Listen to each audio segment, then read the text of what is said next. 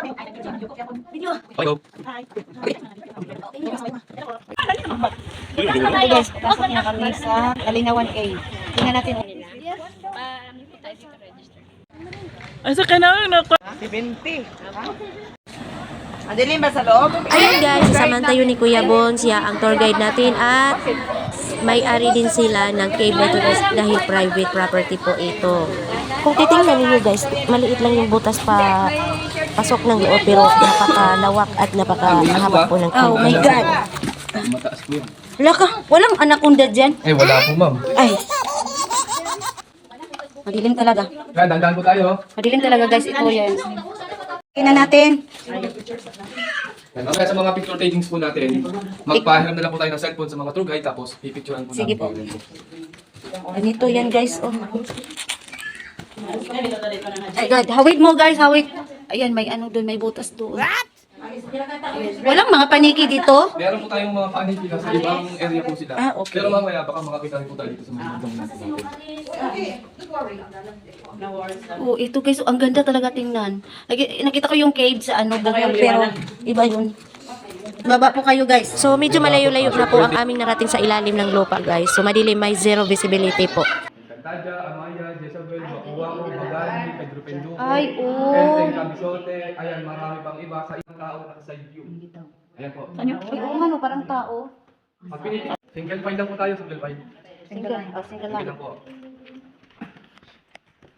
Use your cellphone to light her dadaanan. So sa part na ito ng cave guys, wala talaga zero visibility po kung hindi kami gagamit ng aming mga cellphones. Ayan, makinig po tayo sa sasabihin ng tour guide kasi nga po mamaya. Ayan, Agay, Kwame. Kwame. Ayan, pamilyar naman po ba kayo sa tinatawag na stalactite sa ceiling sa taas po. Yung mga rock formation na makikita natin sa taas, tinatawag na stalactite. Pinakaibang na po na buong formation, column. Ay, yung column na yan, stalactite.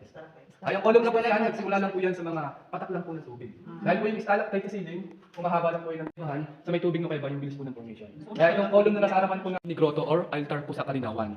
Ayan, natin pa ipainawan nga ng rock formation. Ayan po, rock formation po siya ng isang babae na nakaluhod na nagdadasal. Ay, libiluan pa tayo? Opo. Ingat po, ingat po. Sige rin na ito.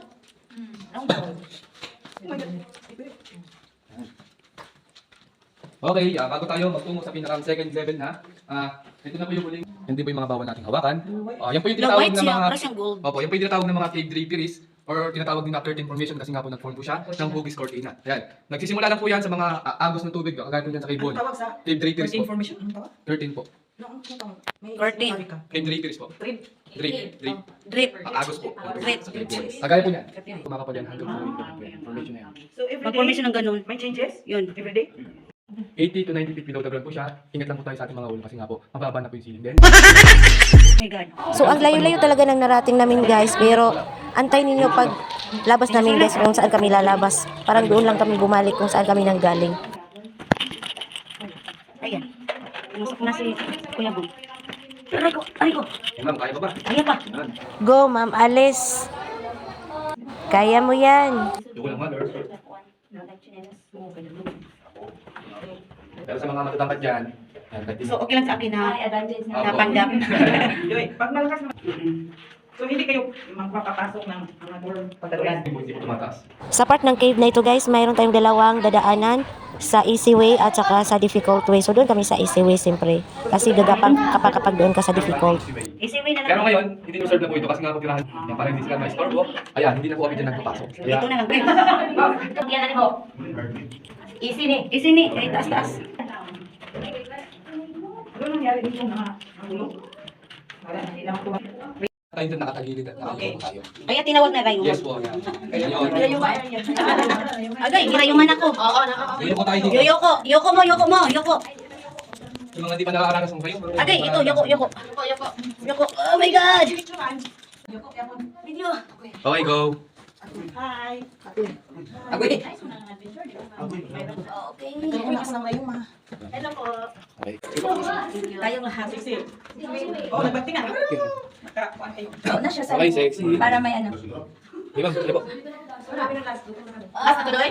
Dapat po, malapit na. Kahit na dress ninyo, hindi makatouch. Okay, yuko lang. Ala, bagsak. Ala, di ka paikot. Ala, lako. Sir Kim. Na. Sir Kim. Na. Ay, maiko, oy. Ipauna hiro sila? Agoy. Ano ba yan? Ayun po, sir. Yan guys, nahirapan si Sir Kim pagpasok kasi mataas siya, matangkad siya at saka mataba kaya nahirapan talaga siya dyan na part. Nakasurvive din kami guys. Alam nyo, medyo matagal-tagal kami bago nakalabas guys, putol-putol lang yung video ko. May mga part talaga na halos gumapang ka para ka makapunta sa loob at saka meron yung mga part na pwede kang tumayo, iba-iba.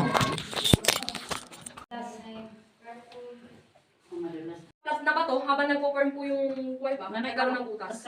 Grabe, ang So kung may makita daw po kayo malaking butas at malalim, doon po nag-stay ang maraming bat. Kung mababaw naman po at hindi magkasino kalalim, sandali lang sila nag-stay at nagkakabili. Alam nyo guys, ang nagustuhan ko talaga dyan, malaki, mahabang cave, pero napakalinis, wala kang maamoy na balansa na amoy paniki. Talagang malinis talaga.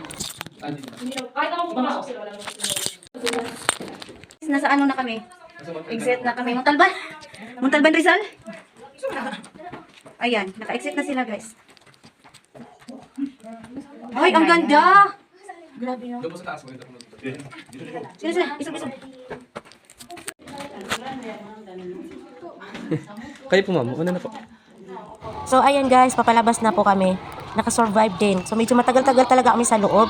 Kaya lang, putol-putol talaga yung video ko kasi natatakot ako na baka hindi ko makita yung dadaanan ko at baka madapa ako. Kaya putol-putol talaga kung saan lang ako nakapwesto na alam kong hindi ako madadapa. Ang masasabi ko lang guys, napakasulit talaga ng punta namin dyan kasi nagustuhan ko talaga yan. Almost 300 video movie daw ang naganap dyan o nag-shooting. Kasalina doon yung Encantadia at saka yung mga Okay Kapiriko na may cave. Dyan talaga nag-shooting. Diba maraming mga artista na pumupunta sa Tagaytay para mag-shooting. Kaya kung pupunta kayo ng Tagaytay guys, piliin niyo yung may Kalinawan Cave na itinerary kasi napakaganda talaga. Sulit. Masasabi ko sulit sa mga mahilig mag-adventures. Napakasulit talaga. Guys, punta na kayo dito guys. Para ma-experience ninyo ang na-experience